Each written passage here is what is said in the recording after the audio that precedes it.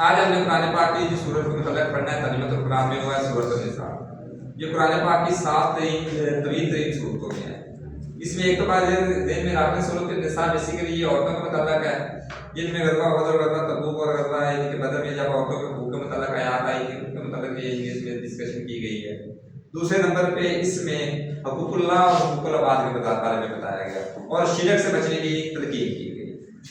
Number 1 پہ آپ مجھے دیکھیں جی یہ تیسری غزوہ اور جب شہداء ہوئے تھے نا تو ان کے جب وراثت کے حقوق کا مسئلہ تھا۔ پہلے کیا ہوتا تھا آپ کو پہلے بھی پتا ہے بھی اسلام کے آنے سے پہلے عورتوں کو زندہ یعنی کہ بچیوں کو درگور کر دیا جاتا تھا، وراثت کو ان میں حصہ نہیں دیا جاتا۔ آج کل یہ حالات تقریباً تھوڑے سے سیم ہے، لیکن کچھ علاقوں میں شعور آ گیا اسی وجہ سے یعنی ان میں تبدیل کر دیا گیا۔ وراثت کے حقوق میں یعنی کہ عورتوں کے جو حصہ ہے اس کے متعلق حصہ ہے یعنی کہ سورۃ نساء میں پراپر طور پہ 1 by 1 بتا دیا گیا ہے بھی اگر بیوہ ہے تو اس کو کتنا حصہ ملے گا، اگر اس کی اولاد ساتھ ہے بیوہ کی تو پھر اس کو کتنا حصہ ملے گا، اگر اس کا یعنی کہ اولاد نہیں ہے تو اس کو کتنا حصہ ملے گا، والدین پہ اگر بچے ہیں تو ان کو کتنا حصہ ملے گا، اگر بچہ فوت ہو جائے یا اگر بچی فوت ہو جائے تو ان کو کیا حصہ ملے گا، یعنی کہ ٹوٹل ڈیٹیل کے ساتھ اس میں عورتوں کے حقوق کے متعلق بتایا گیا۔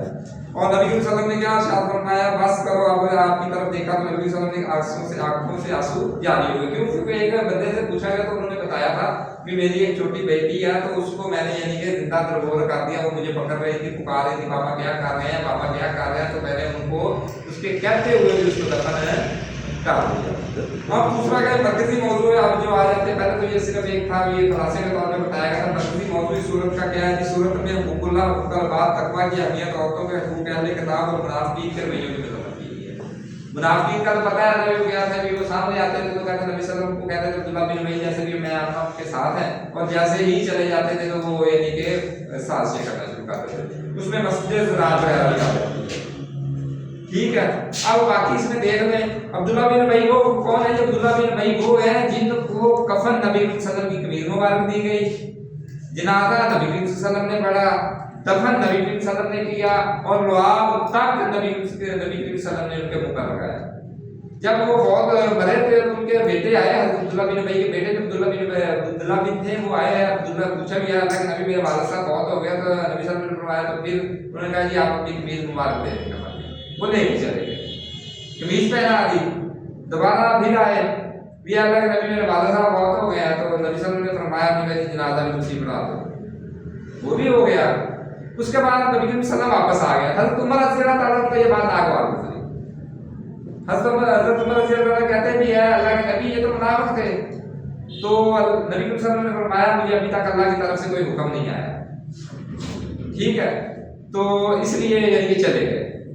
اس کے بعد واپس آ گئے، جیسے انہوں نے دفن کر دیا نبی صلی اللہ علیہ وسلم واپس چلے گئے، واپس گئے قبر سے نکالا اور منہ پہ لعاب لگایا اور دفن کر دیا اور مغفرت کے لیے دعا کرنی شروع کی۔ اللہ تعالیٰ نے قرآن پاک میں فرمایا یا نبی اگر آپ اسے 70 مرتبہ بھی اس کے لیے دعا کریں گے تو ہم اس کو معاف نہیں کریں گے۔ نبی کریم صلی اللہ علیہ وسلم نے فرمایا بھی میں 70 مرتبہ سے بھی زیادہ دعا کروں۔ تو اگلی آیت میں اللہ تعالیٰ نے یہ نہیں کہا کہ آپ 100 مرتبہ کریں گے میں معاف نہیں کروں گا، اللہ تعالیٰ نے اپنے نبی کریم صلی اللہ علیہ وسلم کو اپنے نبی کو حکم دیا ہے نبی اس کی قبر سے پرے ہٹ جائے، ڈائریکٹلی حکم دیا۔ جو نبی کا گستاخ ہوتا ہے یہ بات ذہن میں رکھ لیں، چاہے سنت کے لحاظ سے چاہے ویسے، اللہ نے ڈائریکٹلی انکار کر دیا ابھی آپ واپس چلے جائیں اس کو معاف۔ حالانکہ کیا ہے جی قمیض مبارک نبی صلی اللہ علیہ وسلم کی، جنازہ نبی صلی اللہ علیہ وسلم نے قبر سے نکال کے لعاب لگا کے نبی صلی اللہ علیہ وسلم کو، ہم جو واقعہ سنتے ہیں نا بھی نبی صلی اللہ علیہ وسلم نے یہ ہاتھ لگایا تو یہ ہو گیا اور وہ کیا پتہ کہ یہ سسٹم بھی، جو بھی گستاخ ہے جس لحاظ سے بھی سنت کے لحاظ سے بھی ویسے بھی، اگر آپ نماز نہیں پڑھتے نبی صلی اللہ علیہ وسلم کی سنت کا سریہ انکار کر رہے ہیں، ڈائریکٹلی انکار کر رہے ہیں تو آپ بھی اسی میں ہیں۔ آپ یہ سمجھیں بھی آپ کلمہ پڑھ لیجیے اور آپ کا معاملات چلتے رہیں گے، نماز کا حکم ہے آپ چھوڑ دیں، حقوق اللہ کا حکم ہے آپ چھوڑ دیں، حقوق العباد کا حکم ہے آپ چھوڑ دیں، حدود اللہ کا قیام کی باری ہے آپ چھوڑ دیں، اور کہیں بھی اللہ تعالیٰ آپ پر رحم نہیں فرما رہا۔ رزق میں کمی آ گئی ہے، جب اب لوگوں کے حقوق کھا کے، لوگوں کی جائیداد کھا کے، زمین کھا کے پہلے سال میں بیٹھے گا، اللہ آپ کی دعا قبول کرے گا؟ بچیوں کا حصہ کھا کے اور ان کی جائیداد کے بارے میں کیا کہتے ہیں ان کو عمرہ کروا دیا، ان کو حج کروا دیا، اور اب ان کا جائیداد میں کوئی حصہ نہیں ہے، حج کروائیے نہ کروائے ان پہ احسان نہ کریں، جو ان کا حصہ بنتا ہے وہ دیں۔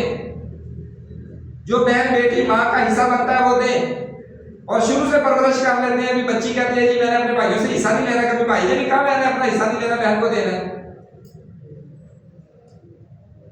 بچپن سے ہی ہم برین واشنگ شروع کر دیتے ہیں اور کیا کہتے ہیں یہ آپ کے بھائی ہیں، والد کی لڑی بیٹوں سے چلے گی. ہمارے نبی کی وسلم کا بیٹا نہیں ہے، بیٹیاں بھی نیک ہو تو سارا کام چل جاتا ہے. اللہ تعالیٰ بخشنے والا ہے، رحم کرنے والا ہے. اور کہیں بھی طلاق کے بارے میں کیا حدیث آئی ہے؟ علم حاصل کرو، مرد و عورت پر کیا برابر فرض ہے.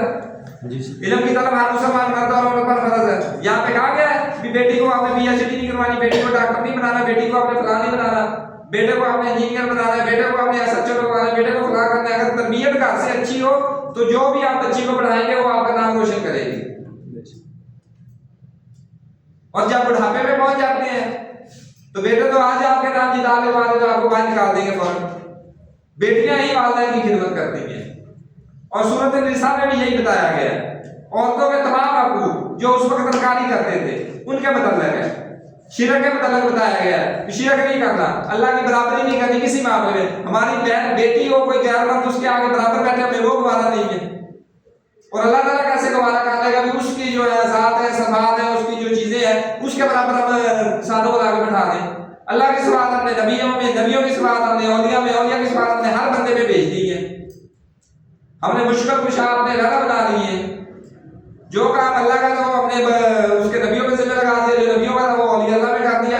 اولیاء کا احترام اولیاء سمجھ کے کریں، نبیوں کا احترام نبی سمجھ کر کریں. جو نبیوں کی خصوصیات ہیں وہ نبیوں تک رہنے دو، جو اولیاء کی خصوصیات ہیں وہ اولیاء تک، جو صحابہ کی خصوصیات ہیں وہ صحابہ تک، جن جن کو اللہ نے جو جو چیزیں دی ہیں. اور اس لیے اللہ تعالیٰ نے قرآن پاک میں فرمایا جو کہ سب کے آپ جن کے حقوق وصف کریں گے آپ اللہ کی صفات نبیوں میں دیں گے، نبیوں کی صفات آپ صحابہ کرام میں، صحابہ کرام کی اولیاء میں. اس لیے اللہ تعالیٰ نے ما قدر اللہ کا قدر، اللہ کی ان کی کوئی قدر نہیں ہے.